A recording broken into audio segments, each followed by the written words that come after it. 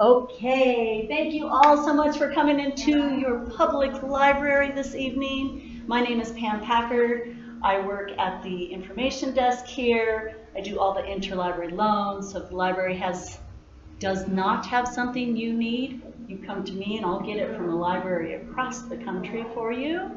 I also host this program, Community Living Room.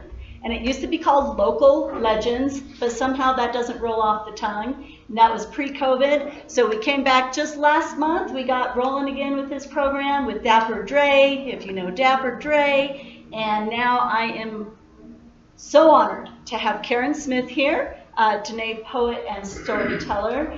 And I'm just going to say, when I first met her, and I said, Karen Smith, and she said, yeah, good Indian name, isn't it? So love the humor. It's been, we had one face-to-face so far is all, and it was just really lovely to talk to you and to know you had family coming. And first of all, I am going to attempt something. I'm going to attempt to name the sacred peaks in your language. Okay, you told me that one day. I tried it today out at the Arboretum. I lead tours out there, and I did try to say this today. Hold on. Dookoosliid. Beautiful. Okay. Beautiful. Well, thank you for. You can just say, don't go to sleep. Okay. And Shanto, nice to have you here. Shanto Begay is going to be doing this program in November, I do believe. So that will be wonderful as well. I'm going to say no more. Oh no, I have to do a few little things. If you are a part of our summer reading challenge and you have been attending events to log points, does that apply to anybody here? No? Then I'm just going to cut that right out of there. And I think that's all I needed to say. So welcome, Karen. Thank you for being here, and just can't wait to hear what you have to say. Thank you. All right. Yiniish'yee. Hello, relatives. Yiniish'yee. Friends.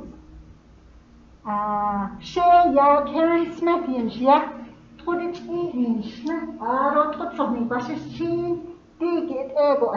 tsoh'nii, my name is Karen Smith. I am Tsoh'nii, which is Bitterwater clan in my language. One of the 4 clans that Islamic changing woman created from her body. And my maternal grandfather clan is Bigwater. Now, my paternity, I know I have a dad because I'm here, but that one is unknown. So, the most important part in Dine, in my culture, they say is the mother's clan anyway. Yeah? So welcome, each of you, to tonight. So I'm going to put myself at 15 minutes. So the first part of my talk is just basically about myself, where I'm from, how did I get here, all that kind of lovely stuff. So I was born in a place called Sunrise Springs. It is almost out by Ganado, if anybody knows where Ganado is. It's like 3 hours easterly from here, in the Navajo land. And unfortunately, or fortunately, I don't know which now, I was born to a mama who was very affected by colonialism. Her heart was broken, her spirit was broken, and she was in love with alcohol more than her baby. And so at the time that she became pregnant with me, and that's one of the reasons probably why my paternal identity is unknown. But when she became pregnant with me, it was a time when Navajo women were supposed to be married properly in their own home. with their husbands and their family. Mama, she didn't have a husband, so she went back to her mom's home. My grandma, this woman, who lived to be 102 years old, and kind of just basically hid out there and waited out the pregnancy. I kind of think that if she had a chance maybe to have abortion, she would have done it. I was an obstacle in her life. So as soon as I was born, she just handed me over to Shamasana, this lady right here, Sadie is her name. And Sadie raised me and loved me, and she wasn't perfect, right? Humans are not perfect. But she gave me the best love and the best stability. She was always praying. I didn't know at the time she was always praying, but her lips would be moving, you know. Later I learned that she always had a prayer for her children, her home, her water, her bed, her dogs, her sheep, her food that she was cooking, her fire. Everything had a prayer for Grandma. And she would always be moving. I thought she was, you know, I didn't know what she was doing. But like I said, Grandma always had a prayer. And on her deathbed, her dying words to me, her last words before she started talking to her relatives, she said, pray for yourself and pray for each other. Prayer is all we have. Prayer is all you have. And that was 15 plus years ago when Grandma passed. And I hold that to be the truth today. That of all my precious possessions that I think I have, pray to the ancestors, to the Great Mother, to Dookoosliid, to higher powers. That's really all I have. The most valuable piece of information. So, she gave me to Grandma, this beautiful woman. And Grandma was not formally educated. Grandma did not speak English. Grandma had lots and lots of sheep. Grandma lived in a traditional house they call hogan. Or like some grandkids now, they call it circle house. Because the ones that are raised in the city, they don't know. That's the house her and I, we lived in. And we had a little, we had a fire in the middle of the room with an open place where she prepared the meals, where she warmed the house, where we sat and used our hands with our tortilla and put our hands into the food and shared food that way. We didn't have no spoons, we didn't have no cups. Well, we had cups, I think, I don't remember, but I do remember spoons and forks and plates, but sharing that way, real intimate, right? Real intimate, really special. And when I was 4 years old, my mother came to my grandmother and told my grandmother, I have to take this child to school, or they're going to put me in jail.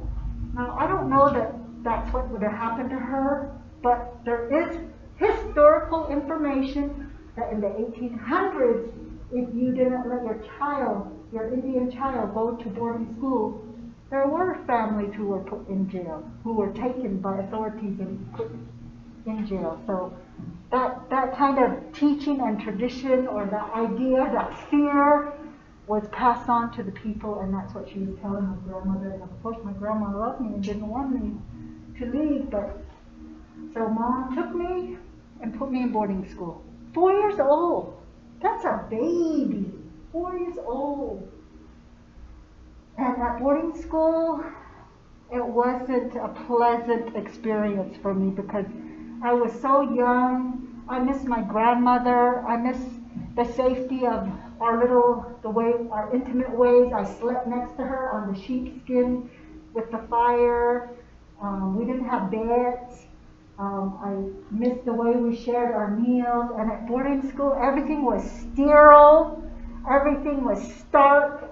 The sheets were squelchy, and you have to carry this metal tray, and you have fork and spoon, and you have to drink milk. And I guess I was very allergic to milk, you know, because I didn't drink milk at my house with Grandma. I had sheep. We had sheep and goat milk, but this was those little tiny milk cartons, cow's milk. And so it was very upsetting physically, emotionally, spiritually. And I was a bedwetter and a thumbsucker. Probably wetting the bed out of fear, right? Now psychologists and therapists can say, yeah, of course you were a frightened child, traumatized child. And thumbsucking to soothe myself. But at boarding school, that's a no-no. And you got shamed and bullied, and every morning I have to take my pee sheets and go walk down this hall with all the bunk beds all over.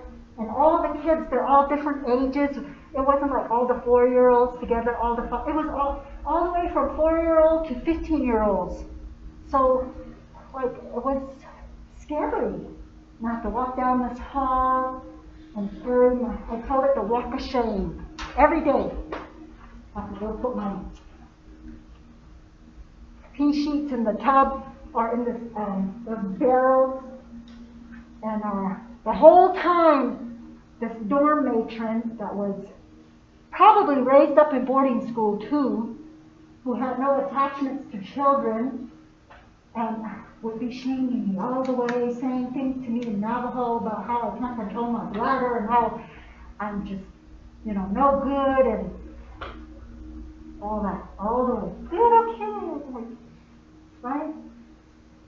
So, and I didn't know how to read. I didn't know how to speak English. I had to learn all that very starkly, very raw. And gosh, I don't wish that on anybody, anywhere. But I survived. I survived somehow, probably because of the ancestors, right? Because all this whole place right here, Colorado Plateau, this is ancestral lands, in case you didn't know that. Migration land of the ancestors. And I don't mean just my ancestors, I mean indigenous peoples from north to south.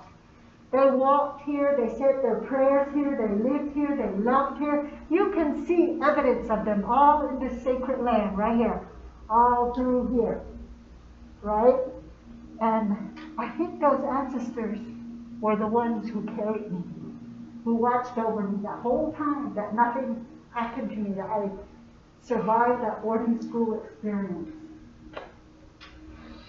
And that school ran out of grades at 10, so finally, and by being in school, I missed all my traditional teachings, because all the teachings with my people happen in wintertime. All the major teachings, all the major ceremonies, all of that happens at wintertime. That's the sacred time of storytelling.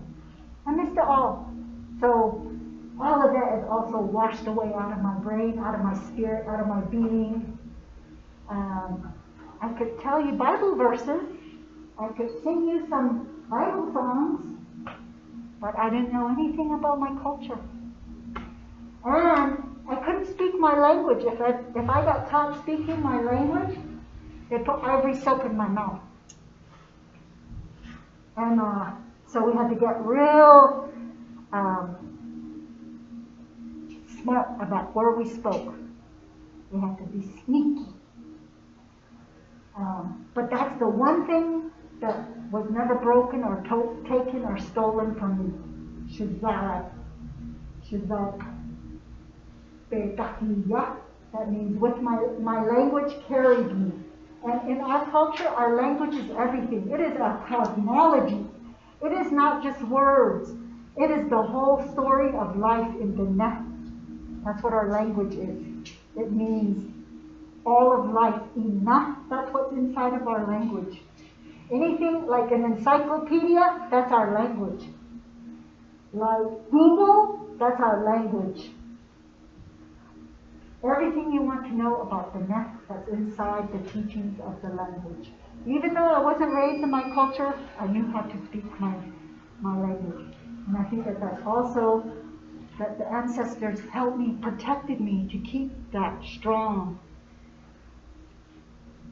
So I got to go home to Grandma and go to a local high school, and I finished high school, and I looked on a map. And by this time, I am disturbed, emotionally, mentally, spiritually.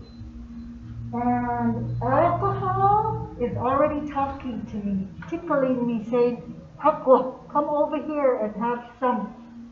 And it was exciting. Even though I saw the mess, even though I saw the devastation of alcohol in my mother's life and what happened, and I swore I'm never going to be like that lady, never going to be like her. But that's not how alcohol and alcoholism works. It's a very strong, powerful, psychological way. And when I took that first drink, done, over, end of story. And I wanted that tickling was more of a big, loud pull now, loud welcome, more than my family, more than the values, more than what Grandma was trying to teach me. I looked on the map. I did very well in high school. I think that maybe survivors are that way, right? They can really achieve high grades, and we can achieve. We know how to follow the rules. We know how to stay straight. We know how to. I learned English well. I spoke it well. I told myself I'm going to speak this language if it kills me. And I learned how to speak it really. Enunciate every word so that you couldn't detect any of my own culture inside of me. Now, after all these years, I realize, I'm not going to talk like that anymore. I'm just going to relax my tongue and let my background and my Ganesh show through, because I'm not ashamed anymore. You know, and that's not my language. English isn't my language anyway. My real language is Tibet, and so my tongue is relaxed and loose, and I can talk okay, and I can talk anyway, and my accent comes out, and that's the way it is. I'm not ashamed.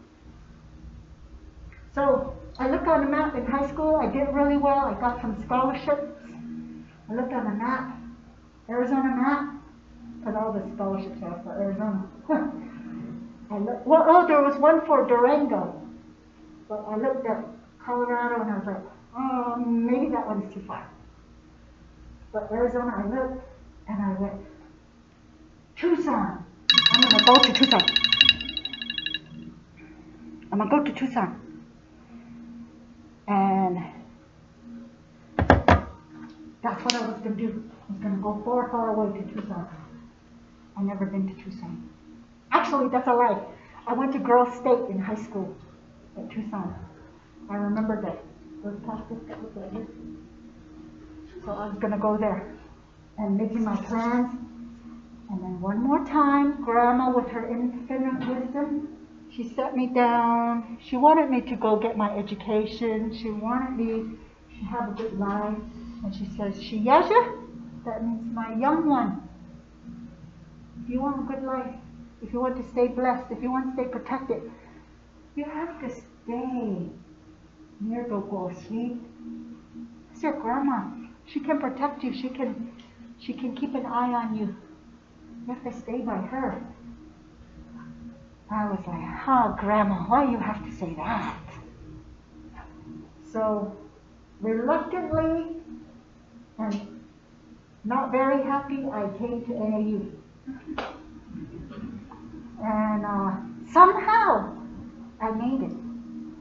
I wasn't the top of the class because that's when my drink came up. And because I was a scholarship student, I had lots of cash. So somehow I graduated college. And again, I truly believe it was the ancestors holding me, loving me, keeping me safe, that I'm staying in the right way, right? And I don't even know. I'm lost. I'm emotionally broken, spiritually broken. I just don't know. I'm trying to be chameleon, you know, like if I'm you know, I'll do what you say. I'm people pleasing. I'm afraid of authority, and you know, and I don't even know that, you know. Outwardly, on the outs, I do well, but inside I'm a wreck. I'm a mess. I'm disturbed. And alcohol is a good way to numb it all down and quiet it all down. So somehow, in some way, again, the ancestors intervene, and I've got to find recovery right here in this town. And I got to get sober and start that road to sobriety. And that road to sobriety was filled with lots of turns and difficulties and challenges. And, you know, because in sobriety, if you really want to have a good life, you have to learn how to speak, you have to learn how to trust, you have to learn how to talk the white man's talk, you know, to get some help from the counselors. We didn't have traditional counseling. I think maybe NAU now has traditional counselors and cultural counselors. There wasn't any of that back then. This is the 80s. And there wasn't very many people who looked like me either, you know, in all my classes and in the recovery rooms. But I just kept going. And I was able to graduate college, like I said, and have a career right here in this town. I got a career, and I got to stay in that career for 25 years. 25 years! I got to raise up a beautiful kid, and we were able to buy a house, and like I said, everything on paper looked good. Like, we have a home, I'm educated, I don't have any felony convictions, I speak English well, I have a profession that helps other people, and lots of good stuff. I have a car that runs, and the lights are not going to get shut off. My baby doesn't have to go pop around to other people's homes. He actually got raised up over there at Rap House Play School. That's a child care center over there. Fancy one. So I did good outwardly, but again, inside, whew. But that's where that recovery thing has lots of options. And not just to get sober, but also some, you know, looking at my childhood issues and looking at all that wounding and talking about that wounding and becoming okay. That's my time to quiet down about my life. But that's the woman that I am, and that I'm so grateful to this place, Kinshasa, right? That means place of many homes, or place of many houses, place of many buildings. Kinshasa, like city, I guess. And the Dookoosliid is right here, Grandma, right? Looking after me, making sure that everything is okay, and the ancestors. And these are things, like I said, that I didn't really piece together until most recently. And what I mean by most recently, it's been a kind of a work in progress for the last, 5 to 8 years, but during Corona time, you know, when everything got shut down, we can't go anywhere, we can't do nothing. I'm grateful to Rona, this thing called coronavirus. I'm actually grateful to this thing. I don't know, you know, if you can say I'm grateful for it, but because of Rona, I was forced to really go inside, deep, emotionally, mentally, spiritually, fall back on those things that Grandma taught me and the prayers, then I was able to really heal myself in a good way and come to be within my own body and release that shame, that internalized, life-denying, white supremacist, racist shame that was stuffed down on my people, stuffed down my throat with the Christians in boarding school, and that made me feel like this big, and that whenever I spoke, I felt like lower than a snake's belly. That's pretty low, you know? But today, I can say that I feel the vibrations and the energies and the pulsations of this ancestral migration wave. And out of that, this poetry has come. This creativity has opened up inside of me in a new way, in a beautiful way. And so I would like to read you some of those poems that I was able to write. They're like prayers. They're like chants to the ancestors. So, hello, welcome. I can get some chairs if you like, or you can. Karen, I'm going to move that card again to try and capture you just a little better. Okay. Yeah, unless you're going to stay put. Are you going to be like right here again? And it's not a big deal. Okay. I just hope we're catching your voice. So. I can hear you from out there. Oh, okay. So before I read some of my poetry, I just want to say, thank you to my grandmother behind me. All the credit is due to her, really. The sacred mountain that is more popularly known as San Francisco Peaks. To me, to my people, she's Dookoosliid. And she has lots of power. Lots and lots of power for me and for others. Lots of indigenous groups. Not just my people, but many indigenous groups. Same with the Colorado River and the Colorado Plateau. Lots of indigenous groups. Lots of holiness. Lots of sacredness. People call these places sometimes ruins.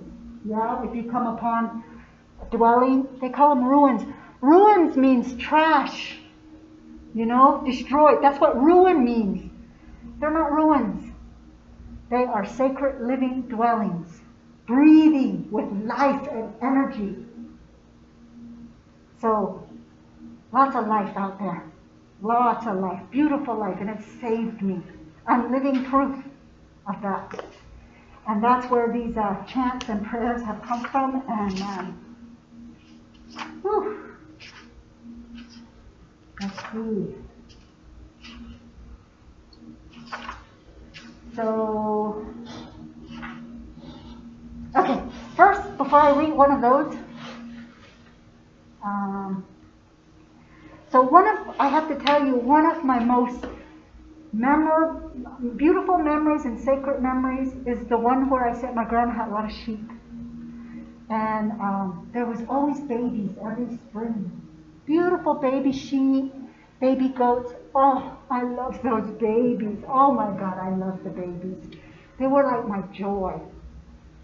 And so when Gram's going to take the big herd out, she separates the babies from the moms, because in the heat of the sun in the summer, in the warm months, the babies tend to sleep, go to sleep, find a shady, cool spot and go to sleep. And mamas, they graze and they kind of forget, right, that the baby fell asleep.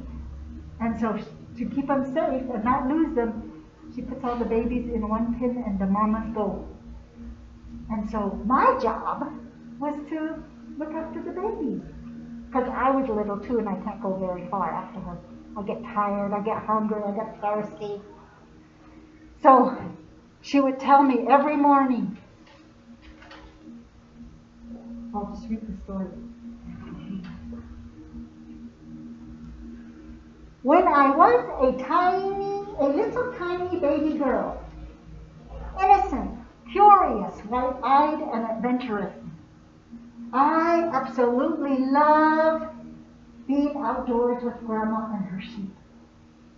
Grandma had many sheep. I don't know the exact number, but many that had babies every year. When the babies were still too young to keep up with mamas, Grandma separated babies and mama for safekeeping. While moms went out crazy, Gran put me in charge, watching over the babies. By watching over the babies, I too was kept safe. You see, in the heat of summer, babies tire and tend towards shade for cool naps. Moms busy grazing don't intentionally leave their babies behind, but that's what happens. Babies get left behind, and both mama and baby are terrorized or traumatized from the separation. So in the cool shade of the poplar trees, Graham's crafty and skillful safe, she built safe baby lamb pens. I was given the grand honor of watching out and looking after the babies. Every morning, Graham would say, "Now don't touch the babies. That means don't carry them, don't touch them too much." Moms will reject the babies if you scent them with your smell. You know what? Let's touch them like this. My scent will be on the babies, and mom will go like this when they try to suckle in the evening. I would say, "I promise, Graham, I promise. I won't touch the babies." Off Grandma would go with the sheep. Make sure she's gone.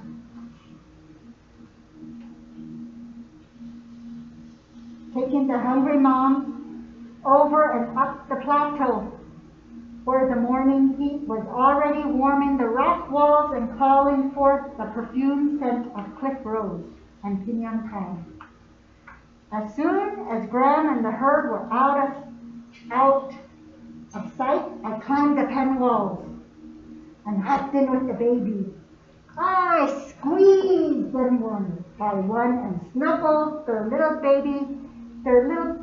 baby heads to my bosom, kissing them, kissing their faces, and touching every part of their body and just smelling them, and chasing them again and again around the pen, bouncing and tumbling, oh, so joyful, forgetting Graham's instructions and my promise to not touch the babies.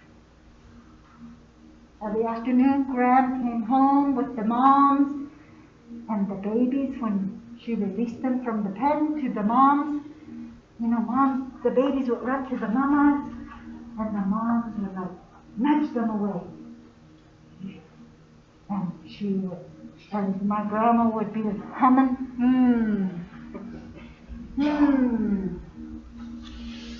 "Did you touch the babies?"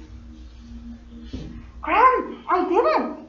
I didn't touch the babies. I promise I didn't touch one." And she'd say, "Well, we have to get some rope and tie the mamas to the post and reset the babies from the behind."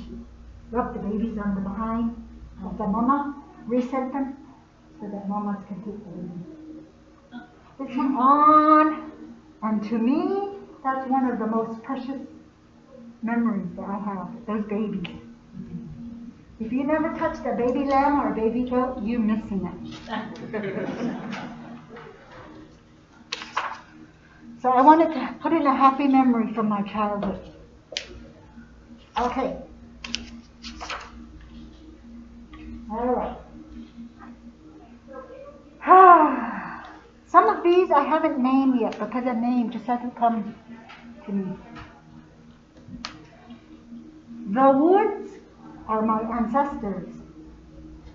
The earth in the woods is my mother. The rock and the woods are my grandparents. I have many clan relatives and kin. All the clans are in the woods. I go to the woods for company. I go to the woods for companionship. I go to the woods to be accepted and welcomed home. I sit in the woods facing my grandmother, Dookoosliid. I take a deep, cleansing breath. I feel my body sitting on a stump elder. I feel gravity pressing me down in place. Imagining the hug of the Great Mother. Gravity is the hug of Great Mother, lovingly hugging me to her bosom. I breathe, I allow, I accept the love, ever present, ever ready hugs of Great Mother. Deep down into the very marrow of my bones, deep into my DNA, deep down for generations of imprints, messages, traumas, lies, shames, betrayal, rejections, pain, loneliness, melancholy sadness, linger, lounge, live, and belong. Today's gravity, that was yesterday's gravity, that is tomorrow's gravity. The gravity of time immemorial is the present calming hugs of here and now. The Great Mother is always here and now.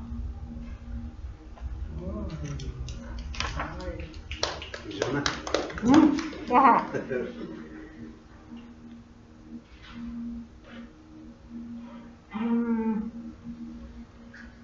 Okay, let's see.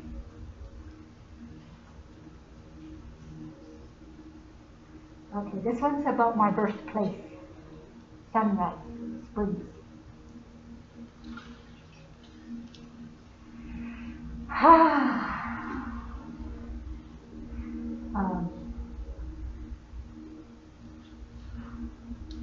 Grandmothers, what an awesome adventure yesterday.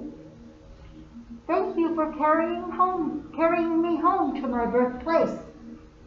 Home to the place I denied and tried with every fiber of my being to escape for so long. This Kenya, this land, this living, breathing space and place.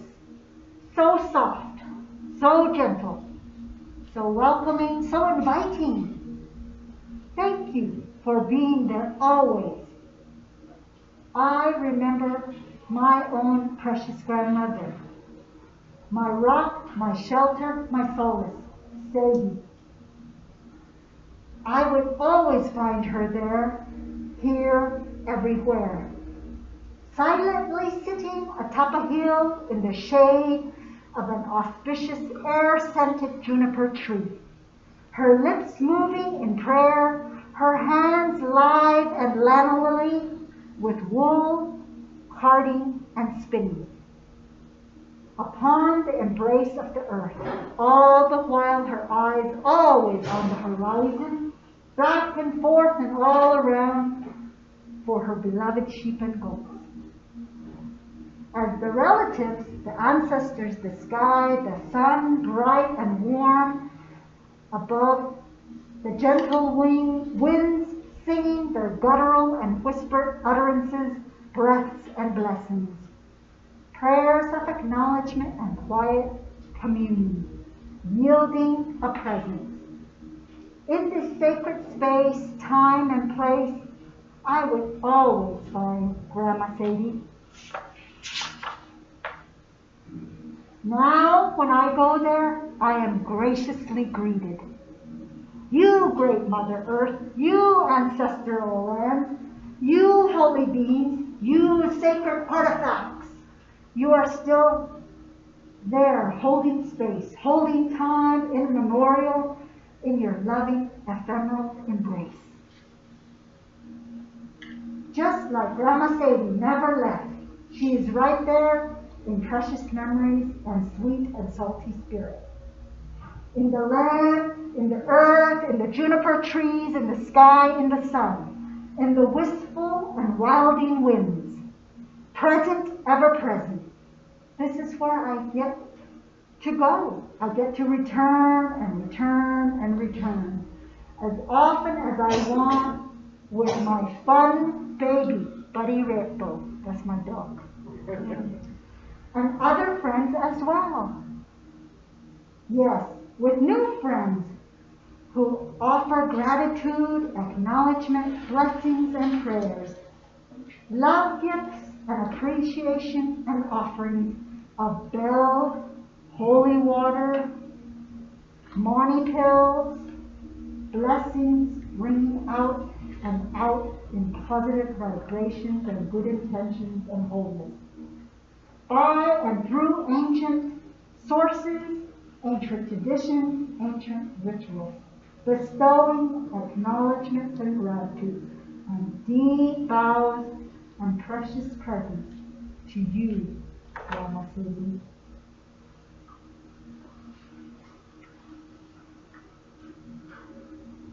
The grandmothers and grandfathers,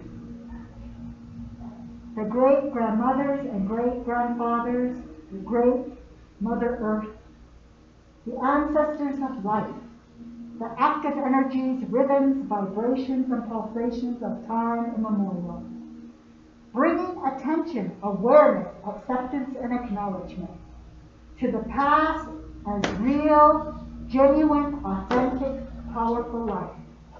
To bridge, to connect, to recognize, to acknowledge, to allow.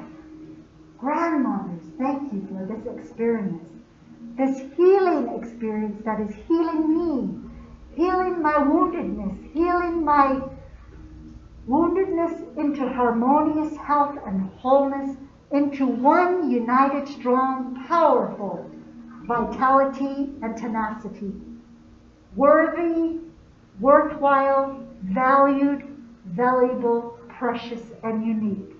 Like a fingerprint, like a snowflake, bright, ephemeral, visceral, subtle, soft, quiet, and gentle. Like a wise, whispered well-wish. All my relations, all the relatives, all the clans uniting in unity. One force, one power, one love. Asheha, Aho, peace.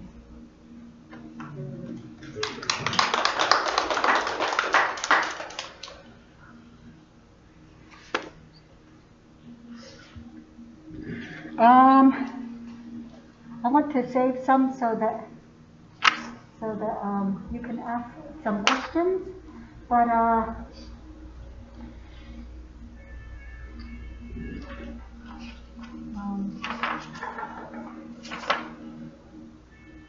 so I went to a poetry thing in the spring over at Walnut Canyon, and the instructor, we got to read our poems, and each person got to read their poems, and they all said different things about each other's poems. And then when they asked me to read mine, they just were looking at me. I was like, what? And they said, it's so good, we don't know what to say. And so that poem, I was told, would be picked, if it was okay, they would pick it and put it in the Walnut Canyon Visitor Center. I don't know if that's true or not, but it doesn't matter. And I'm trying to find this one. Right here. I call that one Walnut Canyon Sacred Living Space and Place, Ancestral Calling. أثانت له بياجم شلن أثانت له بياجم الله. I'm a child of changing woman. You are a child of changing woman. أثانت له بتاع يحتوي تزيكي. Changing woman spun and woven from under her arm, next to her bosom, behind her heart. Tsoh'nii, Asamat Lehi Tiziki. Your clan, our clan, my clan, Tsoh'nii, Bitterwater, maternal, matriarchal, mother clan, identity, individual, indelible. Community for Care Clan. This is our people. This is our ancestry. These are elders. These are children. This is home. Rugged, rough, raw, hard, easy, soft. Beautiful, bold, biting, bracing, borrowed, belonging. We belong to her. As yiniish'yee spun and woven from under her arm, next to her bosom, behind her heart, the heart of great mother, changing woman, we are asked to remember, to pray, to chant, to care, to cajole. I hope. There's many more, but I will like to see if anybody has any questions or comments or. Yiniish'yee power. Yeah. What was the last word of the last reading? Aho. Aho? Aho just means it is well. Yes, in agreement, acknowledgement. It is, and it will be. Karen, I have a question. Before you were reading your poems and you were talking about growing up and you were talking about going to Tucson and you said you had been there once before with Girls State. Is that what you said? Like with playing a sport? What do you mean? What was Girls State? In Arizona high school, there's a competition or a week long where they expose you to the Arizona government. You learn about, all the Senate and, the governorship. And to tell you the truth, I don't remember one piece of that.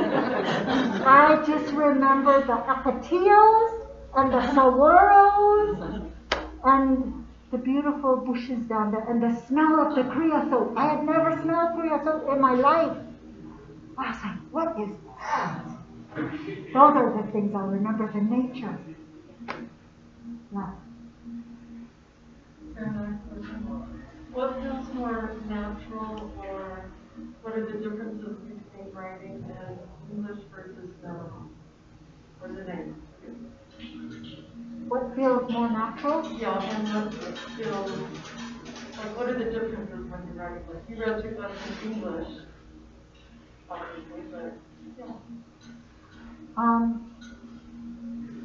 I think that my words want to flow in my language, but if I want other people, like more general to know, I write it in English, and sometimes, I do the translation, like I did with what I read.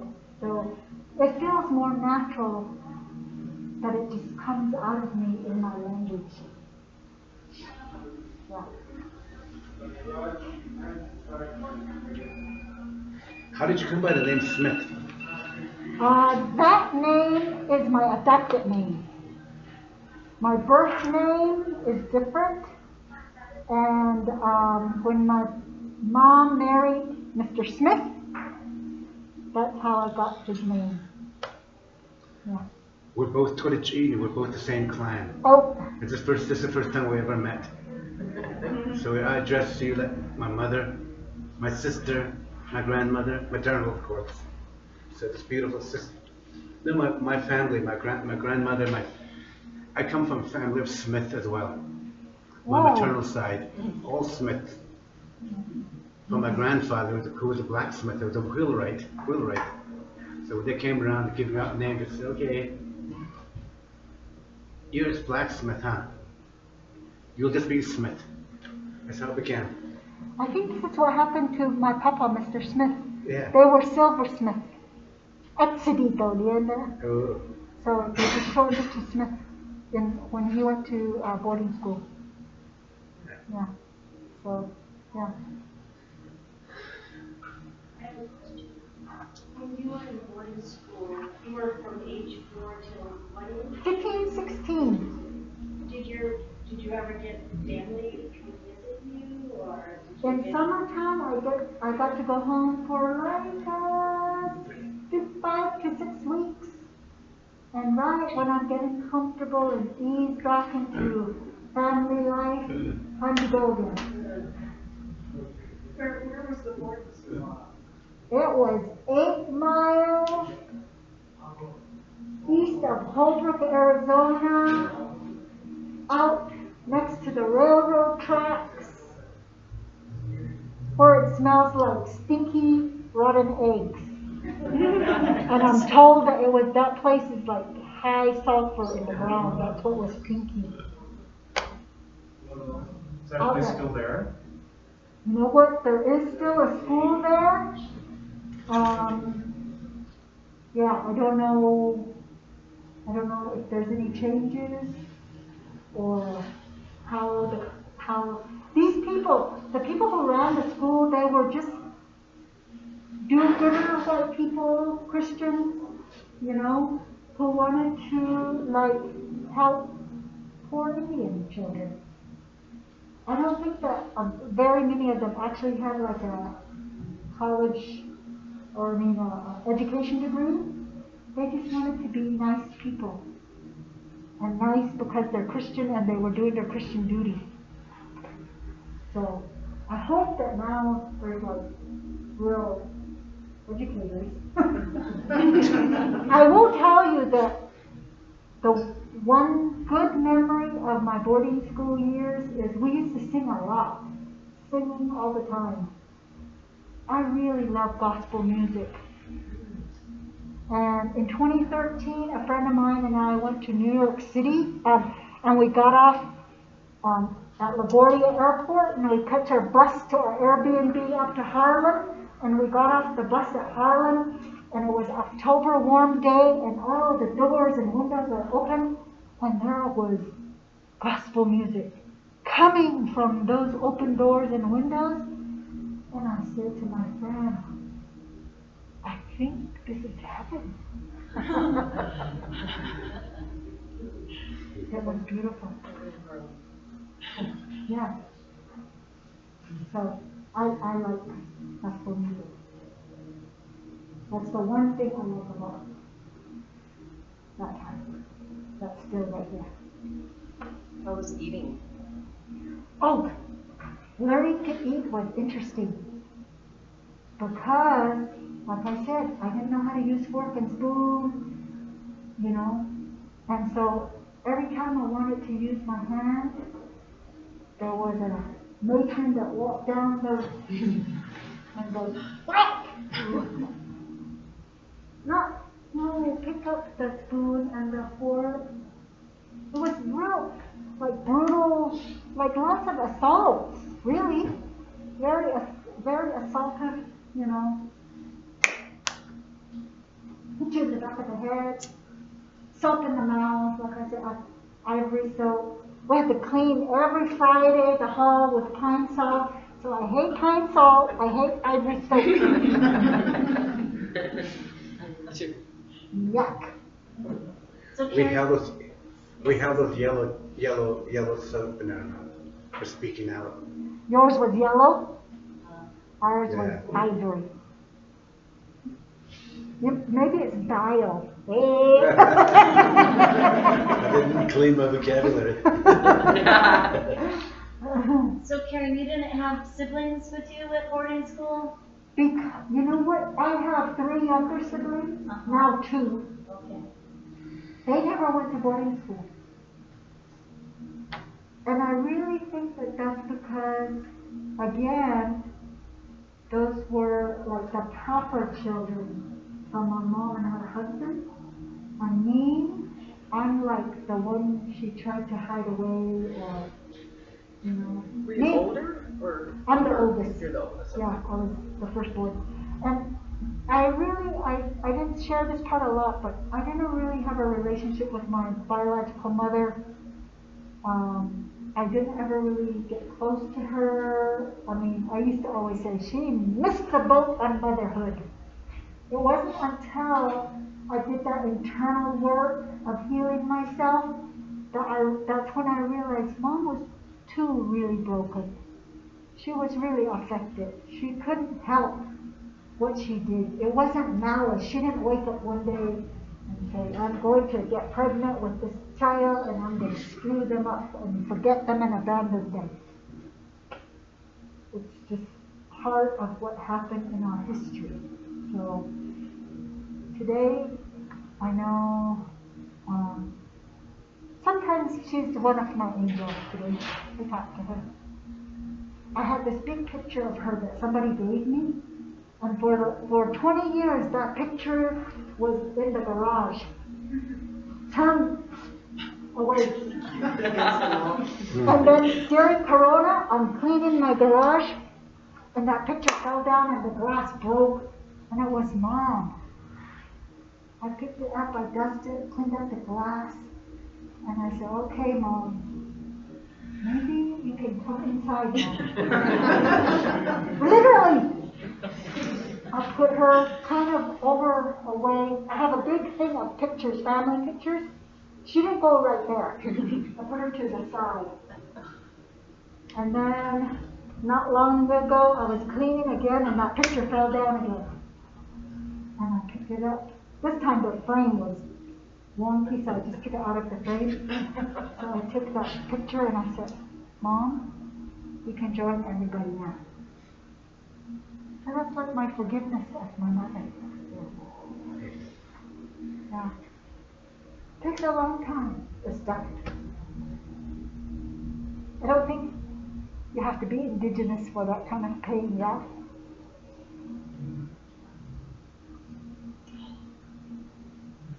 Does anybody have anything else to ask of Karen?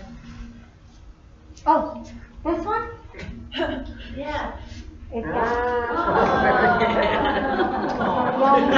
young person right there. That is so beautiful. My grandmother, like I said, she was very traditional. She didn't speak English. She didn't like her pictures taken. She didn't believe in having pictures taken. Anytime somebody takes pictures of Grandma, she always turns away. Looks down. I don't know how she let this picture be taken. But Yash is her only grandson. She loves this boy. Yeah. She had good taste. I remember that. Yash is only two right there. Well, I would like to, one thing I did forget to announce is that when we do library programs, we very much like your feedback. And so on each countertop over here, there are pencils and surveys. So if you could just take a few minutes to fill those out, it really does help us bring you programming that is meaningful like this. This was really, truly wonderful. And I think we should all give her a round of applause.